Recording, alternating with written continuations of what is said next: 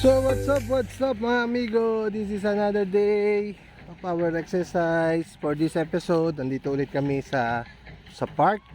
Dito sa MCC Park, ayan oh.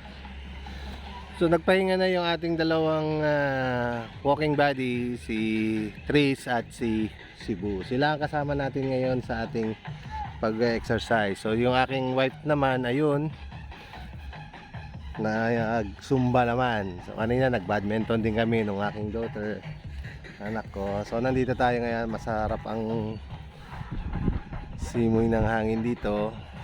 So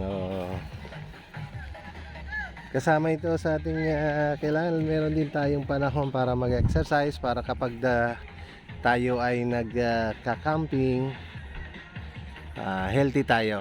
So lalo na ngayon na medyo may edad na tayo. So ayan mga amigo, ang sarap dito mag-walk. So andito kami kanina, mga 5:30 kami dumating.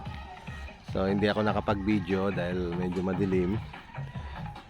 Hindi ko rin na-video yung aming paglalakad. So nandito tayo, maraming nagwo-walk dito.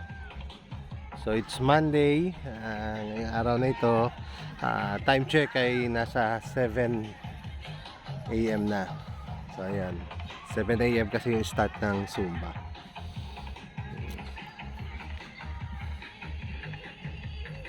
So enjoy nyo lang itong video na ito. At huwag nyo kalimutan na mag-subscribe dito sa ating channel. At paki-click na rin ang notification bell para kapag meron tayong upload ng ating mga video ay mapanoodin nyo. At paki-like and share. So baka sa mga susunod na mga video natin, babalik na tayo sa pagka-camping. So mga amigo, enjoy lang po kayo. Stay tuned sa ating channel. All goods. Kakain ko muna ng damo yung aking kabayo. Kakain yan. Mainit na eh. So inaantay na lang namin mga amigo yung aking may bahay na matapos sa Zumba. So